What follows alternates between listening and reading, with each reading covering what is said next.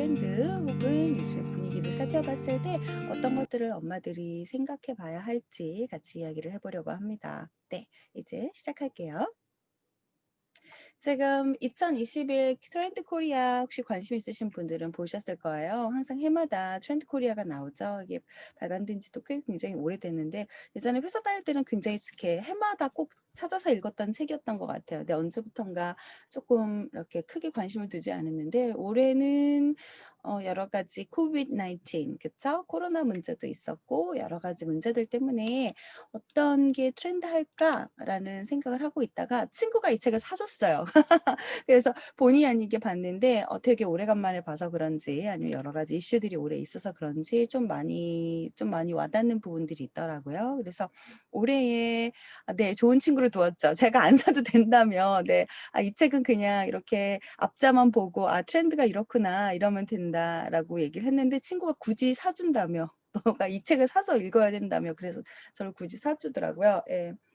근데 어떨 때는 되게 이 단어들이 여기서 이야기하시는 것들이 좀 되게 마케팅적으로 너무 이렇게 좀 이렇게 인위적인 냄새가 나서 언젠가부턴가 쪼끔 그 책을 굳이 사기보다는 이렇게 그냥 헤드라인이나 여러 가지 것들을 봤는데 올해는 꼭 한번 사서 읽었으면 좋겠다는 생각이 들더라고요. 물론 제가 이렇게 받아서 읽어서 그런지. 그래서 카우보이 히어로즈 항상 이 트렌드 코리아는 해마다 그 해의 그 동물 그러니까 우리가 무슨 띠 무슨 띠 하잖아요. 그 해의 동물에 관련된 단어로 이 헤드라인으로 제목을 만들죠. 그래서 올해는 내년에는 소의 해 그래서 소띠이고요. 그래서 소의 해를 맞이해서 이 코로나를 이겨낼 수 있는 카우보이 히어로를 머릿속에 생각하면서 이렇게 마케팅 전략을 세워 보셨죠. 그래서 트렌드 코리아 2021을 근래에도 유튜브 나온 지 얼마 됐죠. 인제 책이 쪼끔. 그래서 유튜브에도 보시면 트렌드 코리아에 대해서 이야기하신 분들도 되게 많으시고 책도 판매가 꽤 많이 된 걸로 있어요. 그래서 지금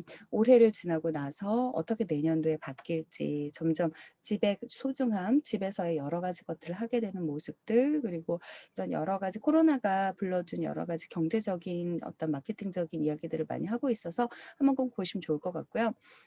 트렌드 코리아에서 이야기하는 것과 다르게 오늘 저하고 이야기하실 거는 교육적인 트렌드를 같이 좀 몇 가지를 보실 거예요. 그래서 교육적인 트렌드 그거의 바탕은 사실은 이제 What's hot, what's not 이라고 해서 이 리포트도 사실 꽤 오래전부터 그 International Literacy Association 해 가지고 해마다 여기에서 What's hot, what's not 그 리스트를 꽤 오랫동안 이렇게 발표를 했어요. 그러다가 지금 이제 아직 2021 리포트는 못 봤는데 2020년 리포트에서도 이야기하는 게 뭔가 하면 학교 교육의 커리큘럼이 실제로 학생들에게 꼭 필요한 것에 부합하지 못한다라는 선생님들의 많은 의견이 있죠. 그리고 미국뿐만 아니라 많은 세계 곳곳에서 이런 리터러시에 관련된 리터러시 교육에 대한 그런 그 응답을 해서 선생님들의 의견이나 요즘 그 교육 트렌드들을 반영하는 그런 리포트가 있습니다. 그래서 2021년 리포트가 나오기를 기대를 하고 있습니다.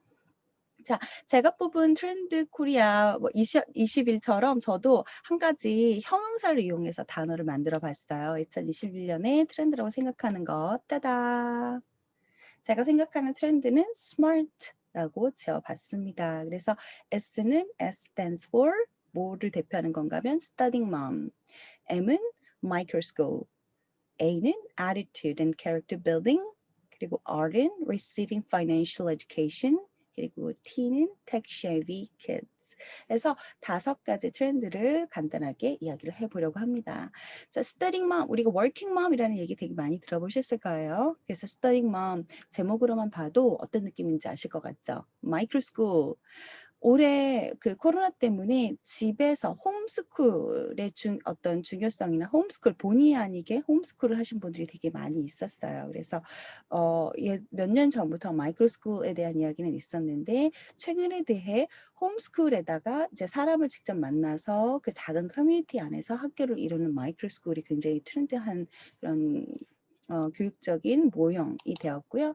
Attitude and Character Building 코로나 때문에 사람들이 되게 마음이 힘들어졌죠. 그러면서 관심을 갖게 되는 게 어떤 그 사람의 마음, 인품, 그 이근대위가 뭐 인성에 문제 있어? 그런 얘기하면서 약간 그 문장이 되게 이슈가 됐었잖아요. 최근에는 그분이 개인적으로 여러 가지 문제가 있어서 TV에 많이 안 나오고 있지만 한동안 그 문장이나 그분의 그런 것들이 많이 이슈가 된 적이 있었죠.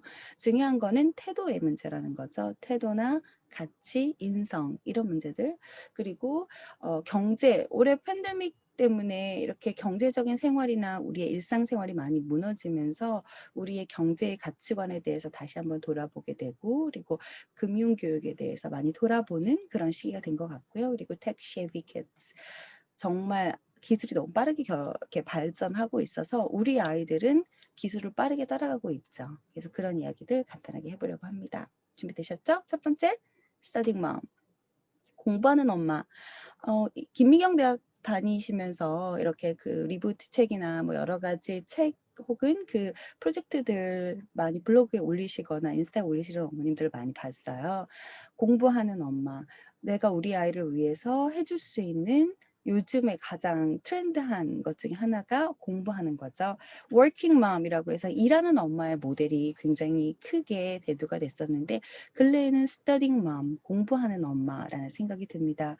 얼마 전에 정재승 교수님이 정재승 교수님이 유튜브 같은 데서 이렇게 강의 어떤 뭐 성동구, 뭐 양천구, 강서구 이런 식으로 해서 구에서 하는 강의를 하시는 걸 잠깐 다는 못 보고 짧게 본 그게 있었는데 그때 얘기하시기를 대체 불가능한 인재가 되는 게 4차 산업에서 되게 중요하고 그리고 대체 불가능한 인간이 되기 위해 우리 아이들한테만 그럴 게 아니라 엄마도 그런 대체 불가능한 인간이 되기 위해 모습을 보여주기 위해 계속해서 끊임없이 공부하고 대체 불가능한 엄마가 되자라는 그런 얘기, 그런 느낌의 얘기들을 잠깐 하셨던 적이 있었어요. 근데 최근에 트렌드가 지금 엄마들, 우리 지금 이 아침 6시에 일어나서 이렇게 같이 요즘 교육 트렌드가 어떤지 그리고 이렇게 공부하시려는 모습을 보여주시잖아요. 스터딩 맘 굉장히 트렌드한 것 중에 하나입니다.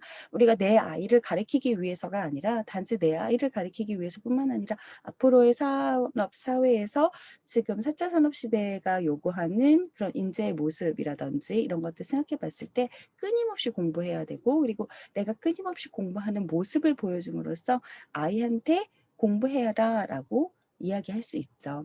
이게 나오게 된 것도 사실은 이전에는 농경 사회에서는 노인의 지혜라든지 경험이 존중받는 사회였어요. 그래서 때가 되면 이제 이 계절에는 뭘 해야 되고 이 계절에는 이런 일을 해야 되고 노인들의 지혜라든지 어떤 경험 같은 것들이 존경받는 사회였는데 어느 순간부터 노인에 대한 이미지가 굉장히 안 좋은 이미지 그리고 소외되는 이미지로 변했죠. 그래서 점점 기술이 너무 빠르게 기술이 빠르게 변화하는데 거기에 따라가지 못해서 소외가 되는 노인들.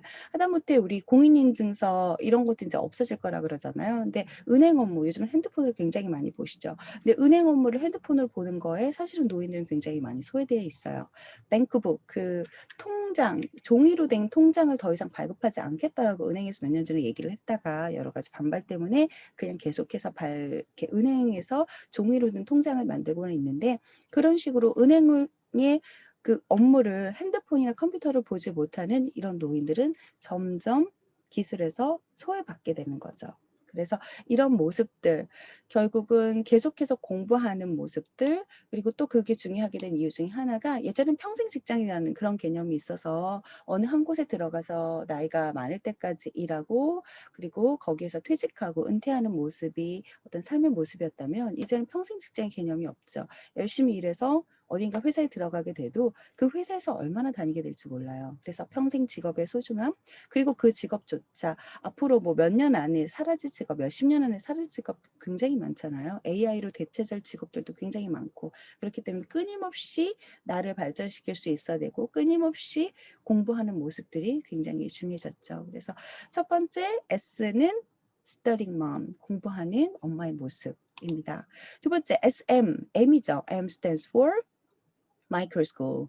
그래서 마이크로스쿨이라고 검색해 보시면 몇 가지 유튜브에서 모델들이 나오고 그 온라인 유아교육 지금 이제 유아교육전도 온라인으로 이렇게 그 회의나 그 교육 그 강의를 이렇게 보여지는데 아마 올해 마이크로스쿨에 대한 내용도 하나가 들어있는 걸로 알고 있어요. 그래서 마이크로스쿨은 말 그대로 마이크로가 무슨 뜻이에요? 매크로는 우리 왜 거시경제 이런 거 얘기하잖아요. 그리고 이런 얘기할 때 마크로, 마이크로 이런 얘기를 하는데 작은 학교를 말합니다. 말 그대로 마이크로스쿨. 작은 학교를 이야기를 하고요. 기존에 있었던 홈스쿨하고는 약간 개념이 다른 거예요. 그래서 어떤 일종의 펀딩을 이용해가지고 작은 스쿨, 선생님이나 아니면 뭐 튜터들이 만든 작은 스쿨이라고 보시면 되고요. 내가 그냥 집에서 홈스쿨만 하는 게 아니라 필요에 따라서 내 주변에 있는 작은 그 마이크로 스쿨에 나가서 실제로 사람들과 교류를 하면서 아이들이 프로젝트를 통해서 그 학업을 이루는 그런 마이크로 스쿨이 요즘의 교육 모델 중에 하나로 많이 이야기가 되고 있습니다. 조금 특징을 살펴보면 이제 뭐 왜 마이크로스쿨 하느냐라는 그런 인터뷰를 해보면 여러 가지 이유가 있어요. 그런데 전통적인 학교 교육의 실효성이 점점 떨어지기 때문인 거죠.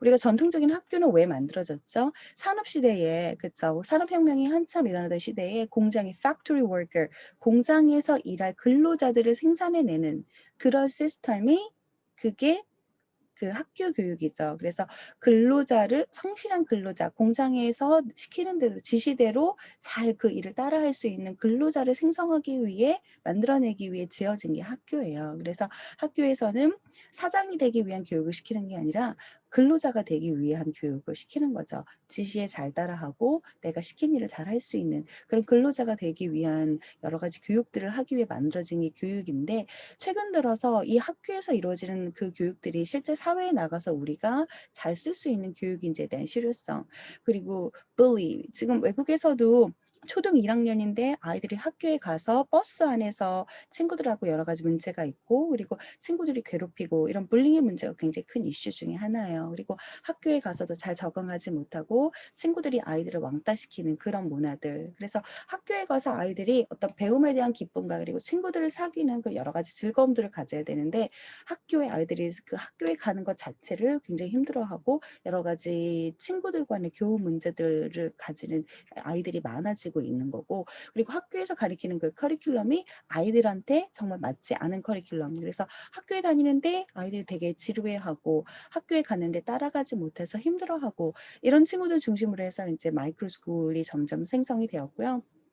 차일드 스쿨이라고 해서 이제 공립학교의 뭐 대안학교 형식도 있었어요. 근데 그거와 다르게 지금 마이크로 스쿨은 말 그대로 진짜 작은 규모입니다. 그래서 작은 규모로 소규모로 운영을 하는 게 특징이고요. 아주 작게는 5명에서 7명처럼 정말 공부방 아주 소규모 공부방처럼 시작을 해서 뭐 조금 150명까지 그래서 아주 조금 큰 학교보다는 작은 규모의 그런 스쿨을 말을 하고요. 그리고 다양한 연령들을 커버하는 한 교실에 다양한 연령들이 함께 공부하는 것이 특징입니다.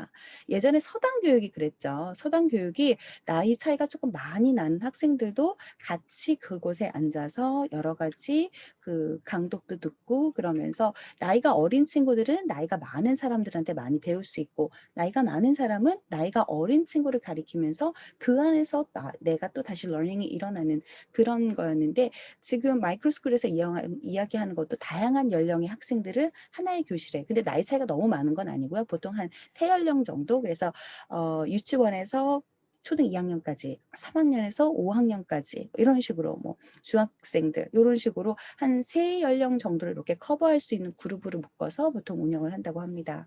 유연한 스케줄과 환경 지금 코로나 때문에 내가 집에서 공부하고 싶으면 집에서 기본적으로 공부를 하고요. 괜찮으면 나와서 이렇게 스몰 그룹으로 같이 사람을 만나면서 공부를 하는 거죠.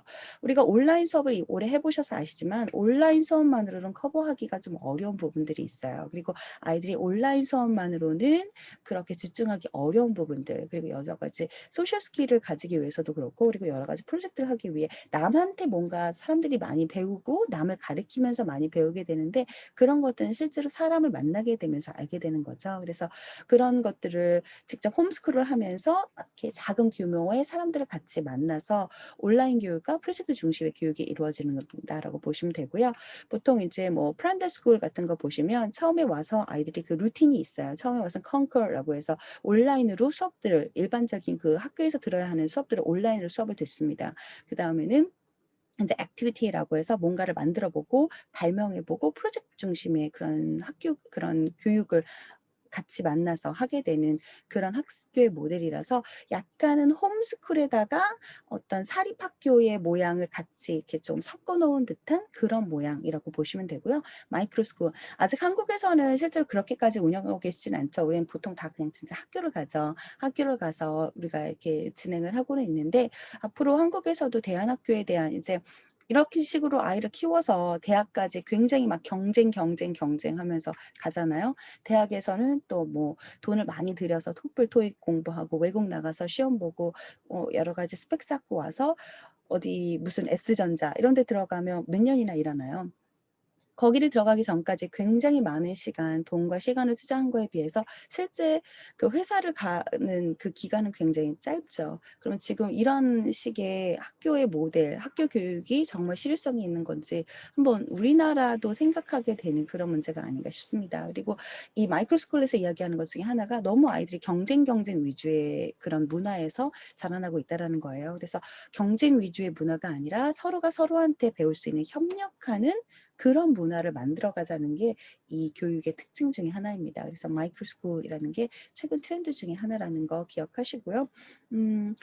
우리나라에서 사실 이런 거 비슷하게 온라인으로 외국의 커리큘럼을 할 수도 있긴 해요. 그래서 사실 제가 작년에 그 외국에 그 온라인으로 하는 학교를 해서 좀 해봤어요. 그랬는데 이게 시간이 되게 많이 들더라고요. 그 학교에서 아무래도 그 학교의 그 수업을 다 듣고 그 점수를 다 받을 수 있도록 하기 위해서는 하루에 투자해야 하는 시간이 한 3-4시간 정도 돼요. 물론 이제 학년에 따라 조금 다르고 과목마다 좀 다르지만 기본적으로 Art and Language 그 영어 수업 같은 경우에 기본적으로 하루에 2시간 정도 해야 되고 뭐 수학도 뭐 1시간이고 과목을 더 뭐 사회도 하고 음악도 하고 미술도 하고 그러면 하루에 진짜 학교 다니는 것처럼 온라인으로 해야 되는데 아이가 그렇게 하기가 진짜 쉽지가 않더라고요. 그래서 저는 사실 그렇게 했는데 실패했어요. 예. 그래서 온라인으로 이 미국의 교육, 북미의 교육을 직접 하는 게 집에서는 내가 만약에 워킹맘이 아니라 그냥 집에서 있었으면 혹시 할 수 있었을까라는 생각도 살짝 하기는 했었는데 쉽지는 않더라고요. 근데 사실 지금도 엄마가 뭐 내가 영어가 좀 돼서 아이를 그렇게 하고 싶다라고 하면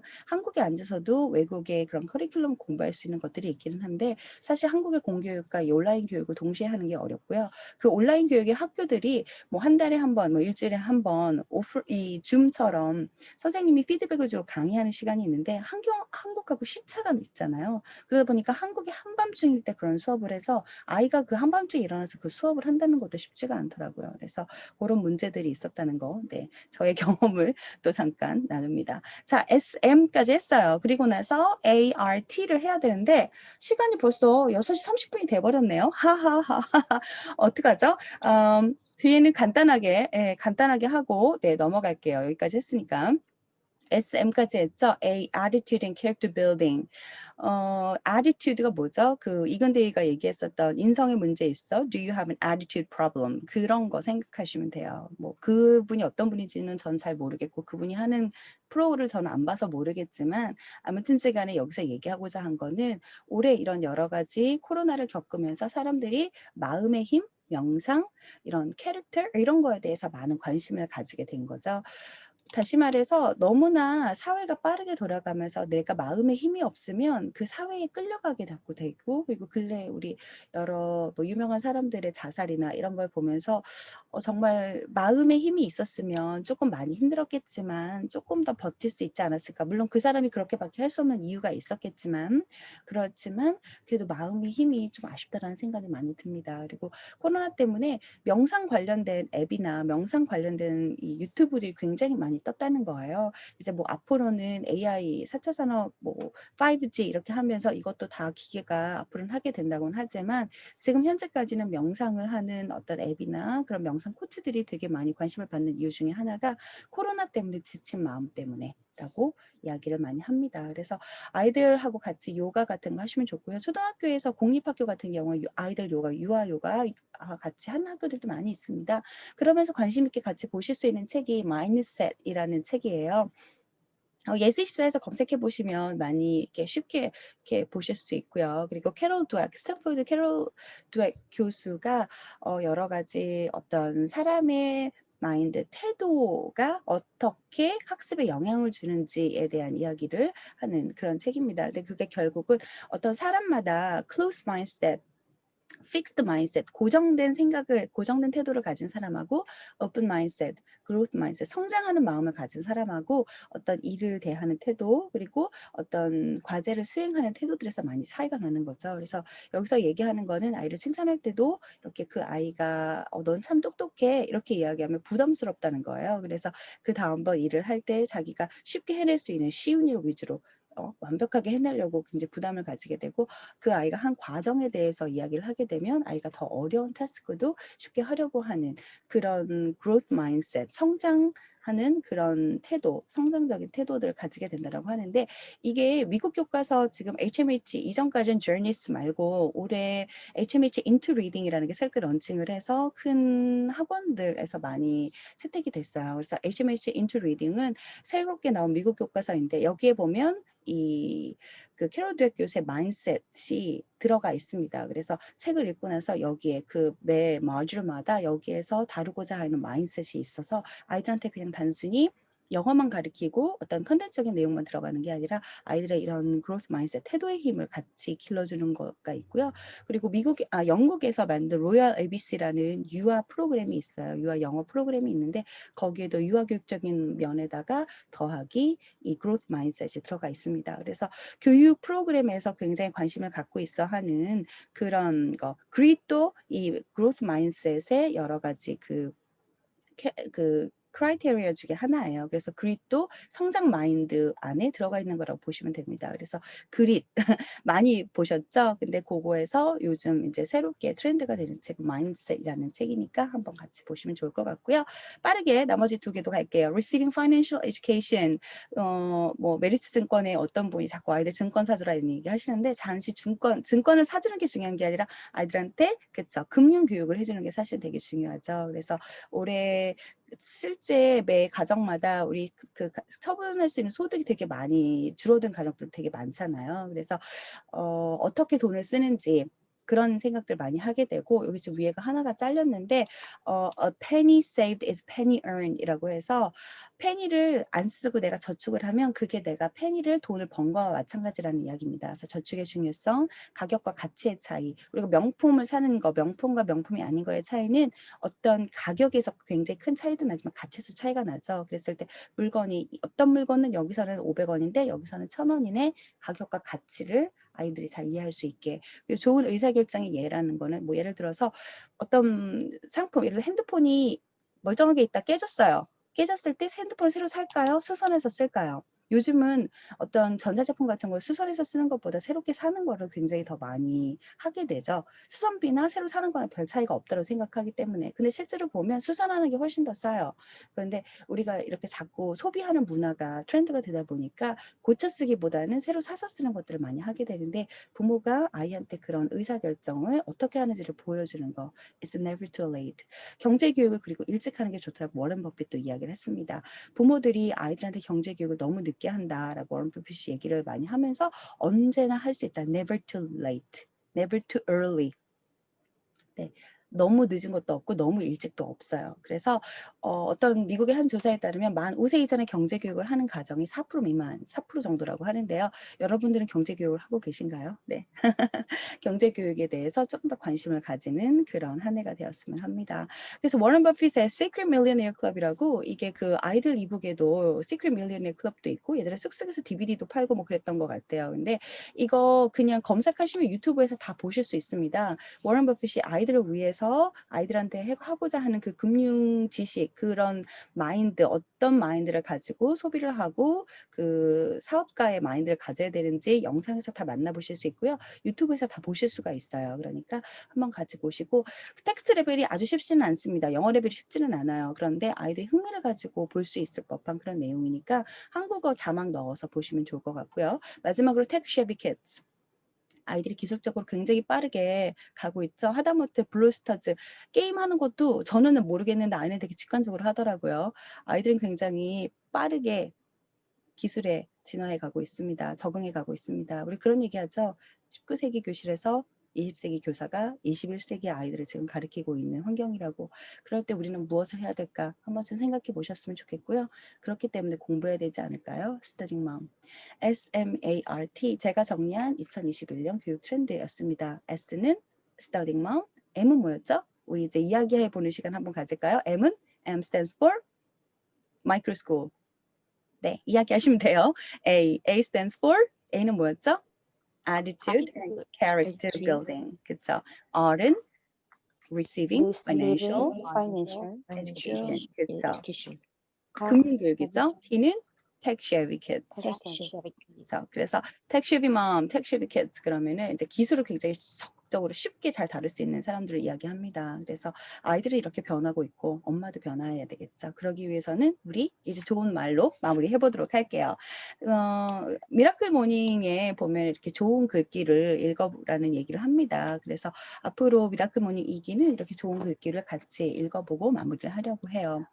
같이 한번 읽어볼까요? You don't have to be great to start. You don't have to be great. 훌륭할 필요가 없대요. To start. 시작하기 위해서. But 하지만 you have to start. 시작해야 된대요. To be great. 훌륭해지기 위해서는 시작을 해야 된다고 합니다. 그래서 미국의 굉장히 유명한 세일즈맨이자 모티베이션에 동기 부여하는 그 코치가 이야기를 한 거고요. 우리 한번 같이 읽어볼게요. 듣고 따라하실게요. You don't have to be great to start. Your You turn. don't have You to don't be have great to be great to start. But you have to start to be great. But You you have to start start to be great. 그쵸? You don't have to be great to start, but you have to start to be great. 우리 이번에는 영상 보면서 한번 같이 따라하면서 오늘 마무리하도록 하겠습니다. You don't have to be You great don't have to to be start, but you have to you start have to start to be great. great. you have to start to be great. 자, 오늘 좋은 하루 되시고요. 오늘 이렇게 해서 미라클 모닝 2기 6시 42분까지 했네요. 10분 늦었네요. 네, 30분에 하기가 쉽지는 않네요. 20분만 하기가 쉽지는 않은데 오늘의 컨텐츠의 오늘 내용이 좀 그래서 그랬어요. 그래서 오늘은 평상시 하는 것과 좀 다르게 트렌드한 그런 어떤 요즘의 트렌드를 같이 보면서 어떤 마인드로 내년을 아이와 같이 살아야 될지 그런 이야기를 합니다. 내일부터는 다시 정상적인 2기 네, 새롭게 2기가 시작이 되고요. 이런 명언들도 같이 살펴보면서 그리고 아이들과 같이 하실 수 있는 여러 가지 엄마표 영어의 그런 내용들을 같이 다뤄보려고 합니다. 자, 오늘 어떠셨나요? 내용들. 여러분한테 조금 많이 도움이 되시는 그런 내용이었으면 좋겠습니다. 오늘 고생 많으셨고요. 저는 내일 다시 뵙겠습니다. 감사합니다. 바이. 감사합니다. 하셨습니다. 감사합니다.